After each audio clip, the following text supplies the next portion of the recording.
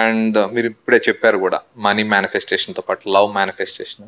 So చాలా మంది అంటుంటారు లవ్ మేనిఫెస్టేషన్ కూడా ఉందంటారా? యాక్చువల్గా మనము మన లైఫ్లో అట్రాక్ట్ చేసుకున్న వాళ్ళందరినీ మన వైబ్రేషన్ వల్లనే. ఈ లైఫ్లో ఇప్పుడు మనం రిలేషన్షిప్ని ఇలా చూస్తున్నామంటే దానికి కారణం మీరనే ఫస్ట్ మనం రెస్పాన్సిబిలిటీ తీసుకోవాలి. సో ఎప్పుడైతే తీసుకుంటామో then you can heal that. అంటే మోస్ట్ ఆఫ్ ద ప్యాటర్న్స్ మన రిలేషన్షిప్స్లో ప్రాబ్లమ్స్ చూసేది ఏంటంటే మన అమ్మా నాన్నల నుంచి. అవును. దిస్ ఈజ్ సిగ్మండ్ ఫ్రాయిడ్ అనే psychologist.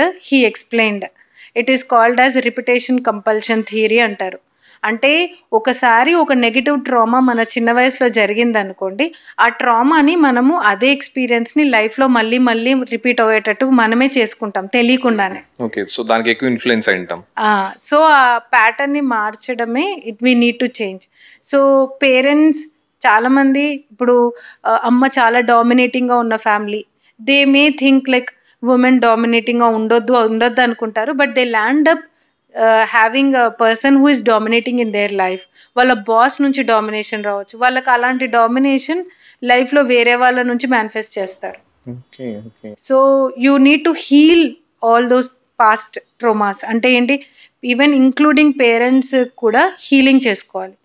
So the best healing technique what we teach in our community is ho'oponopono.